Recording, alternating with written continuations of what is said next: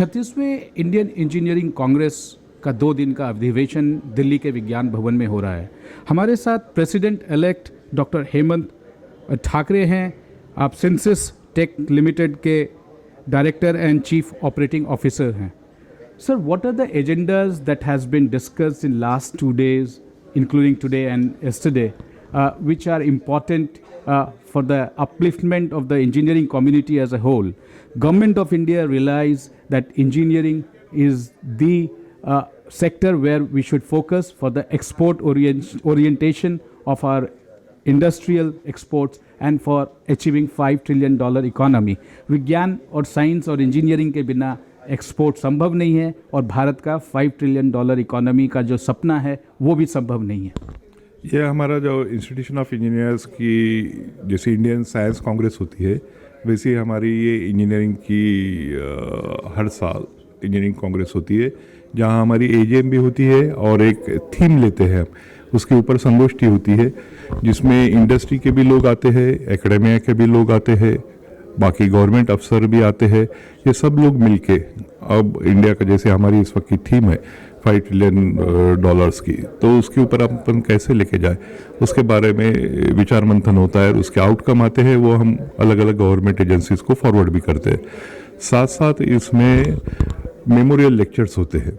बड़े बड़े जो अभी तक अभियंता हो गए, जैसे खोसला साहब हो गए, मोक्षगुंडम विश्वेश्वरैया जी हो गए, अमिताभ भट्टाचार्य जी भी हो गए, C.H. झा साहब हो गए, तो इनके नाम पे हमने मेमोरियल लेक्चर्स रखे। उसमें अलग अलग ये फील्ड के जो बड़े लोग हैं वो आके हमको एड्रेस करते हैं, उनके साथ हमारा वार्तालाप होता है। इसके बाद में इंडियन इंजीनियरिंग पर्सनैलिटीज़ जो होती है, जो कि मान्यवर इंजीनियर अभी जो फिलहाल काम कर रहे हैं, तो उनके भी ग्लिम्सेस ऑफ इंजीनियरिंग पर्सनैलिटी बोलते हैं, उन्होंने किए हुए काम, और उनसे फिर जो स्टूडेंट मेंबर है या बाकी भी लोग हैं वो उससे प्रेरणा लेके आगे काम कर सकते हैं। Congratulation sir that you are president elect. आपकी क्या प्रायोरिटीज़ होंगी, और आज आप एक बहुत इंपॉर्टेंट पेपर भी प्रेजेंट कर रहे हैं। जी, प्रायोरिटी तो हमारी ये रहेगी कि इंस्टीट्यूशन ऑफ इंजीनियर्स को हम आगे कैसे बढ़ावा दिए जाए, अधिकतर इंजीनियर लोग हमारे कैसे मेंबर बने। प्रोफेशनल इंजीनियर्स का सर्टिफिकेशन भी हमने चालू किया है, उसमें भी हमारी गुजारिश है सेंट्रल गवर्नमेंट को भी, स्टेट गवर्नमेंट को भी, कि ये प्रोफेशनल इंजीनियर्स बाकी भी फॉरेन कंट्रीज़ में होता है कि इंजीनियरिंग की डिग्री तो होती है, पर जब तक ये किसी प्रोफेशनल बॉडी की मेंबरशिप नहीं होती तब तक वो प्रैक्टिस नहीं कर सकते। तो उस मुताबिक हमारी भी ये इच्छा है, हम गवर्नमेंट एजेंसीज को भी बोलने वाले हैं, सेंट्रल गवर्नमेंट, स्टेट गवर्नमेंट को, कि ये बिल लाया जाए और प्रोफेशनल इंजीनियर्स जो है, तो जब तक किसी प्रोफेशनल बॉडी की उनकी मेंबरशिप नहीं है तो they will not be allowed to practise, और प्रैक्टिस करने के लिए वो कोई ना कोई प्रोफेशनल बॉडी से जुड़े रहने चाहिए।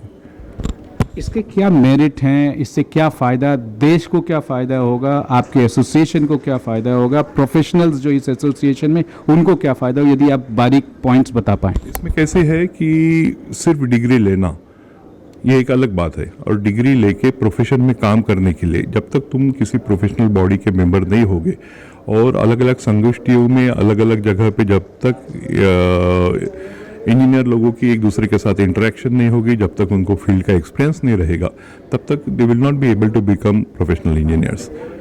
और ये पुटिंग इसका एक दूसरा आपके क्रिटिक कहेंगे कि आप एक बैरियर ऑफ एंट्री लगा रहे हैं। ये हमारे लिए नहीं है, मैं तो बोलता हूँ कि not only institution of engineers, किसी भी प्रोफेशनल बॉडी के वो मेंबर हो, नॉट ओनली, हम ये बोल नहीं रहे कि सिर्फ इंस्टीट्यूशन ऑफ इंजीनियर्स के।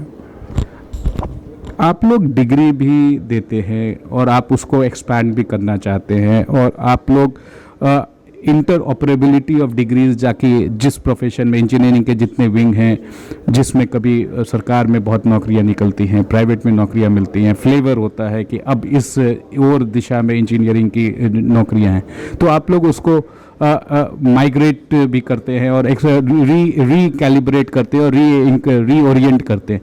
इसमें कितना फ़ायदा हो रहा है और कितने इंजीनियर्स आपके एसोसिएशन में हैं? हमारे करीबन 9 लाख के करीब कॉर्पोरेट, नॉन कॉर्पोरेट मेंबर्स हैं। अलग अलग ब्रांचेस में हम, जैसे कि मैं बताया कि 12 एक्टिव ब्रांचेस में हम हमारे AMI के एग्ज़ाम लेते हैं। सेक्शन A और सेक्शन B पास करने के बाद वो B की इक्वलेंट भी मानी जाती थी, पर अभी कुछ लीगल इश्यूज आए हैं तो इसकी वजह से वो फिलहाल स्थगित है, पर ये कोर्ट का डिसीजन जल्दी हमारे फेवर में आ जाएगा। तो ये आप लोग एक हैदराबाद में एक इंस्टीट्यूट भी एक स्ट्रक्चर है, आपके पास लैंड भी है, क्या आप उसको एक्सपैंड करना चाहते हैं, उसको ऑप्टिमम यूटिलाइज करना चाहते हैं? तो कैसे, कब तक, एक अनुमानित टाइम क्या है?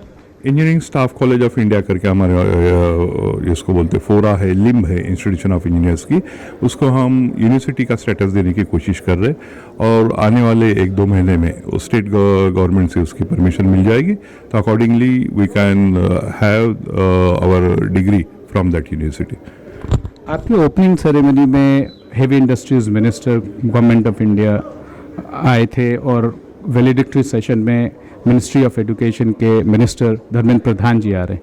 क्या मतलब निकाला जाए इन दोनों हाई प्रोफाइल प्रेजेंस से? ये तो हमारे से रिलेटेड ही है। जैसे आप हेवी इंडस्ट्री बोलते हैं, तो इंडस्ट्री बोले तो इंजीनियर, ये कोई अलग ऐसी दो चीज़ें नहीं है। इंडस्ट्री बोले तो इंजीनियर आना ही आना है। सिमिलरली हम जैसे कोर्सेज कंडक्ट करते हैं, एग्जामिनेशन लेते हैं, तो उसका भी ये आता है कि मिनिस्ट्री ऑफ MHRD से। इसलिए दोनों जो व्यक्ति हमारे भगवान जो आए इनाग्रेशन को और वैलिडिटी सेशन को, तो डेफिनेटली हमारे से ताल्लुकात रखते हैं, हमारे एक्टिविटीज से ताल्लुकात रखते हैं। मिनिस्ट्री ऑफ HRD का मतलब, I understand what you are saying, is ministry of education, जो क्योंकि भारत सरकार ने उसको थोड़ा सा रीकैलिब्रेट किया, रीओरिएंट किया। यदि मैं ये पूछूं कि सर आप क्या विरासत छोड़ना चाहें, जब आज आप इलेक्ट हैं, 1 साल बाद आप ये जगह छोड़ेंगे, तो what would you give back to the organisation? आपका क्या विजन क्या होगा? मैंने बोला कि एक तो डीम यूनिवर्सिटी हमने को करने की है, दूसरा जो रिकग्निशन अभी फिलहाल जो केसेस पेंडिंग है कोर्ट ऑफ लॉ में, तो वो उसका सॉल्यूशन निकाल के वो जो पुरानी जो ग्लोरी है इंस्टीट्यूशन ऑफ इंजीनियर्स की, वो वापस लाने की कोशिश रहेगी। एक क्रिटिक आपके कहेंगे कि जितने बहुत सारे जो प्राइवेट कॉलेजेस इंजीनियरिंग के फ्लरिश हुए हैं all over India, medical college भी हुई हैं, इंजीनियरिंग कॉलेज का हम यदि बात करें तो थोड़ा सा क्वालिटी ऑफ एजुकेशन, शायद आप भी कहेंगे कि आपके एक्सपेक्टेशन, आपकी इंडस्ट्री, आप खुद एक इंडस्ट्री चला रहे हैं, वहाँ तक शायद the pass out graduate is not capable enough और कैलिब्रेटेड इनफ। क्या आपको इससे लगता है कि there is a scope of improvement, और व्हाट कुड यू कंट्रीब्यूट और your organisation could contribute so that एक good synergy is form between the colleges with the government or private colleges and your institution, which is a premier institute, a premier organization? हमारे जो student है वो सब earn while learn वाले हैं, या learning करते हुए अर्न करने वाले, या अर्न करते हुए लर्न करने वाले। तो हमारे स्टूडेंट तो कभी भी बाकी कॉलेजेस से अच्छे रहेंगे, क्योंकि हमको प्रैक्टिकल ट्रेनिंग हमारे लड़कों को रहती है और इंडस्ट्री में काम करते करते वो सीखते हैं। तो क्या आपको लगता है कि आपने बहुत इंपॉर्टेंट पॉइंट बताया, earn while learn and learn while earn, क्या आपको लगता है कि इंडस्ट्री को भी और इंजीनियरिंग कॉलेजेस को भी आपके साथ टाई अप होना चाहिए, या आप proactive, because you are a parent organisation, do you want to take a proactive measure and be part of curriculum making? यदि वो आपको ऑप्शन मिले, या उस पर आपकी निगाह है, या आप उस पर सोचना चाहते है। हमारे यहाँ के भी बहुत सारे रिप्रेजेंटेटिव बहुत सारी यूनिवर्सिटी में काम करते हैं, तो वहाँ पे भी करिकुलर डेवलपमेंट में हमारा योगदान रहता है। वैसे ही अलग अलग गवर्नमेंट की जो एजेंसी है, BIS बोलो या बाकी, इसमें भी हमारा योगदान है। AICT में भी हमारा रिप्रेजेंटेशन है, तो वहाँ पे तो हम ये काम करते ही है। Thank you, sir. Thank you for your time, and congratulations once again for being elected in the 36th Indian Engineering Congress or Institute of Engineers के आप president elect है. Thank you, sir. Thank you. With camera person Rajesh Tripathi, Pranab Prakhar reporting for Vision Television World.